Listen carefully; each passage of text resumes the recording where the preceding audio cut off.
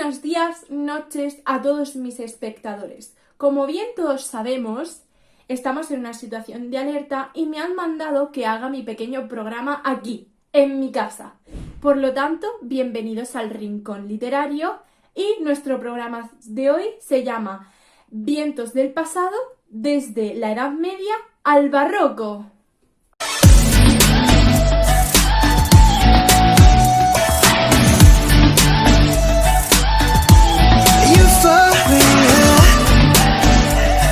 Vamos a comenzar hablando de la época medieval y de las maravillosas características de la poesía medieval. Haré una breve introducción de la contextualización de esta maravillosa época, que es una de mis favoritas. La Edad Media comienza en el 476 con la caída del Imperio Romano y finaliza en 1492, año del redescubrimiento de América. En la política los reyes fortalecen su poder. La sociedad medieval es estamental y los clérigos se dedicaban a la vida religiosa, los guerreros son la nobleza y los labradores trabajaban en la tierra. Los privilegiados no tenían que pagar impuestos y los no privilegiados debían de pagar tributos de Estado. En esta época convivieron las tres culturas, la cristiana, la musulmana y la judía. En el ámbito cultural, los monjes realizaron una gran labor copiando a mano en sus escritos estas obras del saber clásico. La cultura medieval es claramente teocéntrica, es decir, que giraba alrededor del cristianismo y de Dios, a lo sagrado. Los palacios eran los lugares de entretenimiento cultural con la recitación de poemas o la elaboración de cancioneros. Los juglares, cantores y actores que divertían a la gente en las plazas y los castillos y a cambio recibían los pagos. El pueblo era analfabeto y se transmitían los poemas de manera oral. La cultura fue muy rica en este periodo. Ahora voy a continuar hablando sobre las características de la época medieval. El autor medieval valoraba la originalidad artística y sin embargo, no valoraba la individualidad y esta quedaba totalmente diluida. Los autores no se molestaban en firmar las obras y es por esto que la mayoría de las obras de esta época son anónimas. Estas se transmitían de forma oral, de ahí la existencia de varias y diferentes versiones de cada obra. Los autores medievales mostraban al hombre cómo había de orientar su vida de acuerdo con los principios del cristianismo. Es decir, casi todas las obras tenían una moraleja, una enseñanza que solía defender los valores religiosos. La transmisión de los poemas estaba en trovadores y los juglares. Estos tenían la mezcla de muchas culturas, la árabe, la judía, la cristiana. La poesía tiene un fin práctico, que es enseñar, ya que la sociedad en ese tiempo era analfabeta. Después de saber un poco sobre la época y las características de la poesía, hablaremos sobre uno de los autores más famosos de esta época, que es Jorge Manrique, el creador o el escritor de Coplas por la muerte de su padre. Este nació posiblemente en Paredes de Nava, Palencia. Fue partidario en la lucha contra los musulmanes y participó en varias intrigas. Permaneció un tiempo preso en Baza. Su obra poética abarca no más de unas 40 composiciones, en general satíricas y amorosas. Coplas a la muerte de su padre inauguró la poesía como hecho individual, como expresión particular de sentimientos. En ellas hace un elogio fúnebre de su padre. Las coplas son una elegía en la que la muerte del padre, don Rodrigo Manrique, suscrita en el poeta una sentida reflexión sobre la vida y la muerte. Estas se pueden dividir en tres partes. En la primera, Manrique se encarga de exponer la visión cristiana de la vida y medita sobre la igualdad ante la muerte y la fugacidad de lo mundano. En la segunda, desarrolla el tópico del Ubisunt. Y en la última parte, el poeta glorifica a su padre, como ejemplo de caballero cristiano.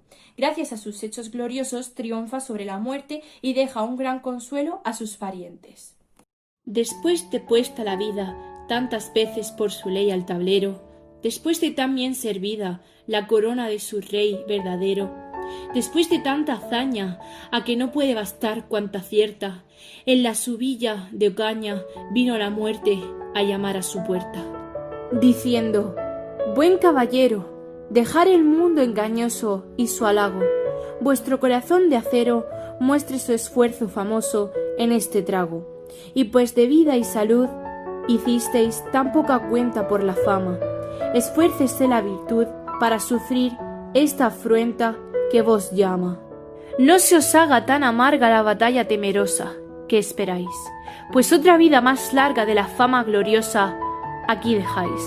Aunque esta vida de honor tampoco no es eternal ni verdadera, mas con todo es muy mejor que la otra temporal perecedera. No tengamos tiempo ya en esta vida mezquina, por tal modo que mi voluntad está conforme con la divina para todo, y consiento en mi morir con voluntad placentera, clara y pura, que querer hombre vivir cuando Dios quiere que muera es locura». Después de escuchar este fragmento, vamos a dar la bienvenida a Martiluzzi, una de las mejores realizando comentarios de literatura y que nos hablará sobre el fragmento escuchado. Nos ha mandado el vídeo de su análisis y lo pondremos a continuación. Muy buenos días a todos los espectadores de mi programa favorito. Estoy muy contenta de estar aquí en directo y procederé a leer mi comentario. Un saludo, Marta. El resumen de este pequeño fragmento que acabamos de escuchar es el siguiente para quien no haya entendido de qué va este fragmento. Don Rodrigo se instala en Ocaña, esperando a la muerte, tras una vida de riesgo, lealtad a su rey y victorias. La muerte se presenta ante él y le anima a afrontar con fuerza este tránsito, pues la vida eterna excede en plenitud a la propia fama. Don Rodrigo, entero y sereno, acepta la voluntad divina con alegría. Este fragmento pertenece al subgénero lírico de la elegía. La estrofa se encuentra formada por una sextilla de 6 versos de arte menor y rima consonante, cuyo esquema métrico es 8A, 8B, 4C, 8A, 8B, 4C. En los recursos literarios se resalta el encabalgamiento, tantas veces por su ley, al tablero y los paralelismos, después de puesta la vida, después de tan bien servida, después de tanta hazaña. Y bueno, este ha sido mi comentario y saludos a todos, que tengáis una buena cuarentena y que las estéis aprovechando para todas las cosas que no habéis podido hacer en el año por vuestros compromisos. Y espero que estéis todos muy bien, con mucha salud. ¡Mua! Muchos besos al programa. Muchas gracias por su hermoso comentario y muchas gracias a usted por habérnoslo leído. Que tenga un hermoso día. Me comentan mis superiores que el próximo tema que hablaremos será la prosa renacentista. Al igual que hemos hecho anteriormente, hablaremos del contexto cultural y literario, pero esta vez del Renacimiento, una de las mejores épocas en donde valoramos al ser humano y la humanidad. Las personas empiezan a tener conciencia de sí mismas y aparece el escepticismo y el epicureísmo. En este plano se empieza a utilizar la razón como fuente del conocimiento. En el plano económico aparece el primer capitalismo, que se basa en el mercantilismo. En el aspecto político hay un nuevo modelo que consiste en la creación de un Estado moderno, que se expande territorialmente con un monarca absoluto y un Estado poderoso de cualquier plano. La religión en esta época está en crisis por una serie de críticas que hace la sociedad, la cual produce una ruptura en la religión católica. En cuanto a la sociedad, podemos decir que seguía habiendo una sociedad feudal. Estaba encabezada por la nobleza, que vivía en palacios o mansiones, seguida por la alta burguesía, con muchas riquezas por el comercio y los negocios financieros. Debajo de la burguesía se encontraban los campesinos. El español o el castellano se convierte en una lengua internacional gracias a la colonización de América, ya que los españoles tenían que enseñarle el español a los indígenas, además de sus culturas. La literatura del Renacimiento español tiene particularidades bien definidas, teniendo como base primordial la tradición de la poesía medieval. Las cántigas estaban presentes, al igual que los villancicos y el cantar de gesta. Dentro de los temas más destacados estuvo el amor. Sin embargo, este fue manifestado en su versión platónica, es decir, virtuosa, pocas veces correspondido.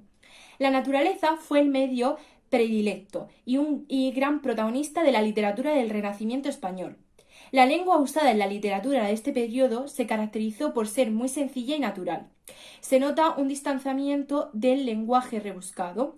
Otra característica fue el humanismo, que puede ser definido como el énfasis renovado que se le dio a la vida en este mundo.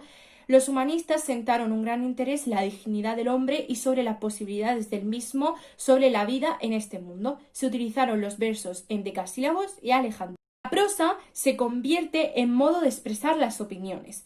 Para hablar sobre este género literario, nombraremos a una de las obras más destacadas de la época renacentista en la prosa, Lazarillo de Tormes. Por desgracia, no podemos conocer al autor de este maravilloso relato, pero sin embargo hay varias hipótesis de que el autor podría ser alguno de los siguientes: Fray Juan de Ortega, Hurtado de Mendoza, Sebastián de Orozco o alguno de los hermanos Valdés.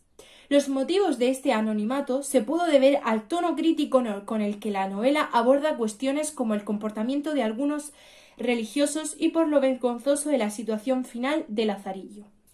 El relato se presenta como una carta autobiográfica que su protagonista, Lázaro, escribe a su destinatario, al que dirige como Vuestra Merced. En estas cartas se relata la historia de Lázaro, que es un joven cuya madre le da a un ciego al morir su padrastro. Y ahí empiezan sus problemas, ya que el ciego le trata mal y no le da de comer, por lo que tiene que sacar todo su ingenio para buscarse la vida y poder comer. Después va pasando por más amos: el fraile, el escudero, el cierigo, el buildero, el pintor, el capellán y el alguacil.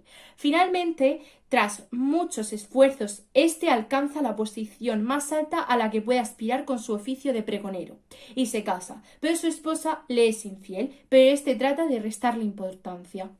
Aquí pondremos a continuación un pequeño fragmento de este magnífico relato de Lazarillo de Tormes.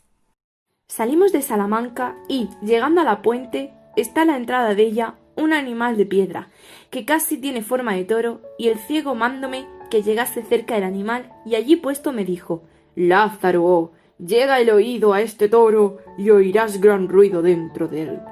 Yo simplemente llegué, creyendo ser así, y como sintió que tenía la cabeza parte de la piedra, afirmó recio la mano y dióme una gran calabazada en el diablo del toro, que más de 3 días me duró el dolor de la cornada, y díjome: Necio, aprende que el mozo del ciego un punto ha de saber más que el diablo.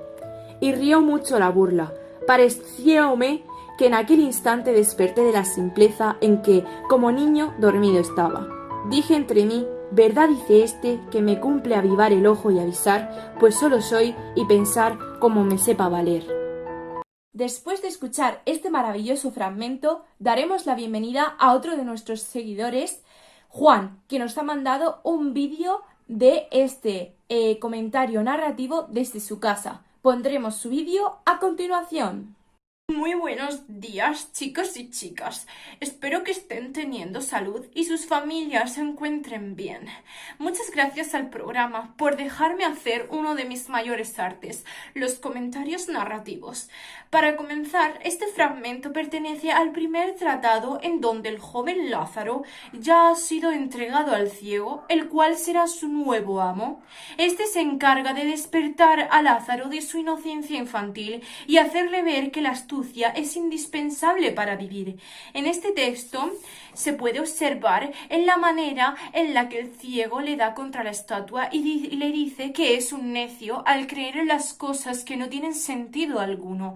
Hablando de los elementos de la narración, se puede apreciar que está escrito en primera persona, por lo que el narrador es el protagonista, es decir, Lázaro. Se da una narración subjetiva. Los personajes de este fragmento son el protagonista, Lázaro, el mozo de humildes orígenes que para hacerse un hueco en el mundo está dispuesto a ejercer diversos oficios, y también podemos hablar del ciego, que es el que tiene un carácter irascible y suspicaz en el libro, el que trata con violencia a Lázaro para que entienda que la vida no es un juego. El espacio en este fragmento se da en Salamanca, llegando al puente de la entrada en donde estaba aquella estatua muy parecida a un toro. Espero Espero que os haya gustado este fragmento y muchos saludos al programa. Adiós. Muchas gracias por el maravilloso comentario. Ahora comenzaremos a hablar sobre la prosa de transición. Esta se da entre los siglos XVI y XVII, que son intermedios entre el cambio del Renacimiento al Barroco. Vamos a comenzar con la contextualización de ambos siglos, como he hecho anteriormente. Es el marco del mayor imperio territorial y periodo de sumo apogeo de España. Estos siglos son el periodo de máximo esplendor y proyección internacional tanto por la fundación de la universidad como por el nacimiento de don Miguel de Cervantes, que escribió el Don Quijote de la Mancha, obra de la que hablaremos más tarde. En la villa se materializarán los movimientos artísticos y científicos del Renacimiento y del Barroco, y del pensamiento humanista. El siglo XVI será el momento del cambio del viejo concepto urbanístico de la villa medieval por los nuevos valores promulgados por el humanismo, en los que la ciudad se entenderá como marco de la vida del hombre.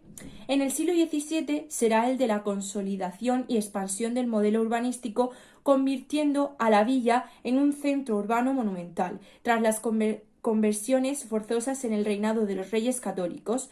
La sociedad española quedó dividida en cristianos viejos y nuevos, estos últimos quedando marginados frente a los. La sociedad española del siglo XVI siguió siendo una típica sociedad del antiguo régimen, con estamentos privilegiados y no privilegiados, para abastecer nuestro mercado y el de las Indias. España se convirtió en un país importador de productos elaborados.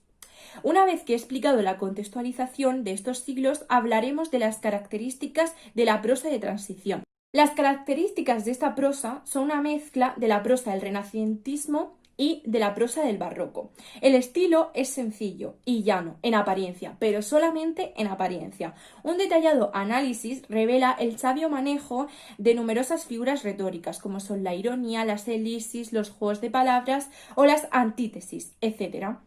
Si la literatura renacentista se caracterizó por la claridad y la armonía, la barroca fue exageración y estilización. Es por esto que una de las obras más famosas nacidas en esta época es Don Quijote de la Mancha, escrita por el famoso Miguel de Cervantes. Hablaremos de este fabuloso autor comentando algunas cosas que hizo en su vida. Miguel de Cervantes nació y vivió en años de transición, es decir, la época que estaba entre el Renacimiento y el Barroco. Se consideró un poeta poco brillante. Nació en Alcalá de Henares. Su familia residió en distintas ciudades de España, donde éste completó sus estudios. Con 22 años salió hacia Italia, huyendo de una dura sentencia por haber herido a un hombre. En su viaje de regreso a España fue capturado y llevado cautivo a Argel, donde permaneció preso 5 años. Esta etapa de cautiverio es la fuente de inspiración de algunos de sus relatos, como es el Don Quijote de la Mancha, del que hablaremos más tarde. Desempeñó diversos puestos y estos llegaron a provocarle algunas estancias en prisión, en una de las cuales debió de idear el Quijote. Su primera obra importante fue el relato pastoril La Galatea. En 1605 publicó la primera parte del Quijote y en los últimos meses de su vida publicó la segunda parte del Quijote. Como hemos mencionado varias veces en la biografía de uno de los autores más conocidos en España, además, seguro que todos los españoles conocen ese nombre. Hablaremos de una de las obras más conocidas en toda España y que cualquier español habrá leído al menos un fragmento de esta loca aventura, Don Quijote de la Mancha. Continuaré hablando un poco del argumento de esta obra. Esta historia es la historia de un hidalgo de la Mancha de unos 50 años de edad que, tras leer muchos libros de caballería, un género popular en siglo XVI, decide disfrazarse de caballero andante y embarcarse en una serie de aventuras al lado de su viejo caballo Rocinante. Tiene como fin irse por todo el mundo con sus armas y caballo a buscar las aventuras y a ejercitarse en todo aquello que él había leído que los caballeros andantes se ejercitaban, deshaciendo todo género de agravio y poniéndose en ocasiones y peligros donde, acabándolos, cobrase eterno nombre y fama. Siguiendo la tradición caballeresca, Don Quijote se encomienda a Dulcinea del Toboso, una figura imaginaria por el protagonista, a quien él ve como una hermosa y elegante dama, pero que en realidad es una simple campesina llamada Aldonza Lorenzo. En el mundo del Quijote nada es lo que aparenta ser. Los molinos de viento son gigantes, las ventas son castillos, las plebeyas son princesas y los títeres son moros.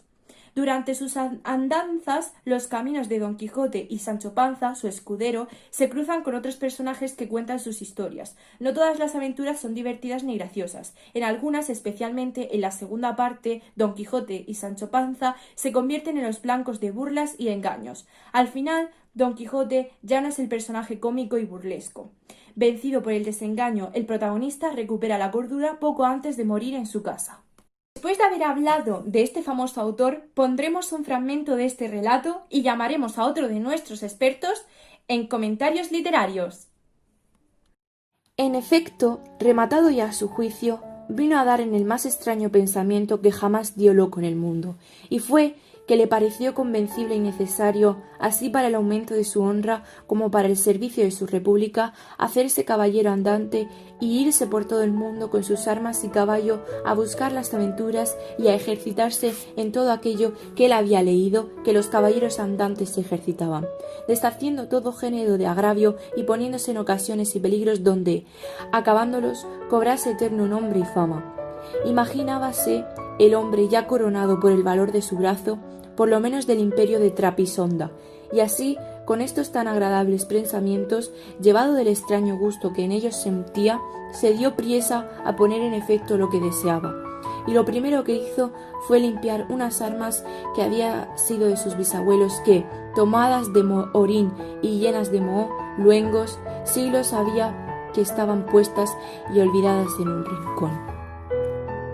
Fue luego a ver su rocín, y aunque tenía más cuartos que un real y más tachas que el caballo de Gonela, que tantum pellis et osa fuit, le pareció que ni el bucéfalo de Alejandro ni Babieca el del Cid con él se igualaban. 4 días se le pasaron en imaginar qué nombre le pondría, y así, después de muchos nombres que formó, borró, quitó, añadió, deshizo y tornó a hacer en su memoria e imaginación, al fin le vino a llamar Rocinante, nombre a su parecer alto, sonoro y significativo de lo que había sido cuando fue Rocín antes de lo que ahora era, que era antes y primero de todos los rocines del mundo. Puesto nombre, y tan a su gusto a su caballo, quiso ponérsele a sí mismo, y en este pensamiento duró otros 8 días. Y al cabo se vino a llamar Don Quijote, de donde, como queda dicho, tomaron ocasión los autores de esta tan verdadera historia, que sin duda se debía de llamar Quijada, y no Quesada, como otros quisieron decir.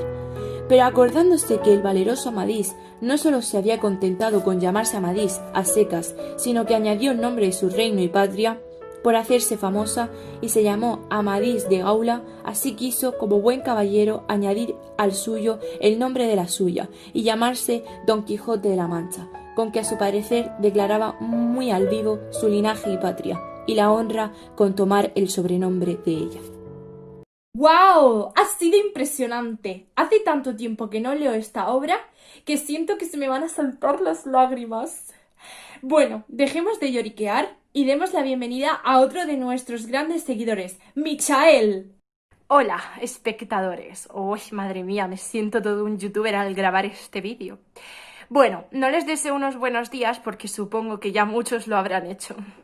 Espero que estén disfrutando de tanto tiempo libre y estén leyendo mucho. Recuerden que la lectura es algo muy importante hoy en día, como la obra que os vengo a hablar. Este fragmento es perteneciente a la primera parte de Don Quijote de la Mancha, escrito por Miguel de Cervantes, en donde nos cuenta que el Quijote es un viejo anciano que se queda leyendo en su casa grandes historias de caballería. En este fragmento se puede apreciar que éste ya se está preparando para salir a combatir contra los malos y ser un buen caballero para la sociedad. Este es uno de los fragmentos donde podemos conocer el nombre de su amado caballo blanco, Rocinante, y donde vemos al caballero debatiendo en qué nombre será llamado. El autor utiliza un narrador omnisciente. Este narrador se alude a sí mismo en ocasiones y a veces llega a incluirse como personaje de la obra. Este narrador dice basarse en autores varios para escribir la historia y a veces atribuye a estas fuentes las vacilaciones sobre ciertos detalles, por lo que lo narra en tercera persona en este fragmento, ya que el autor a veces también hace que narren los personajes. El tiempo está en pasado, se puede apreciar en los verbos formó, borró, quitó, añadió. El espacio es real y se desarrolla en la marcha. Y eso es todo. Muchas gracias por escucharme y espero que os vaya muy bien la cuarentena. Un saludo al programa.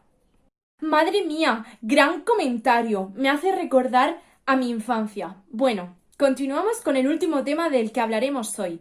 Me comentan mis superiores que será... No, hombre, no, ese efecto no. El de los tambores. ¡El teatro barroco!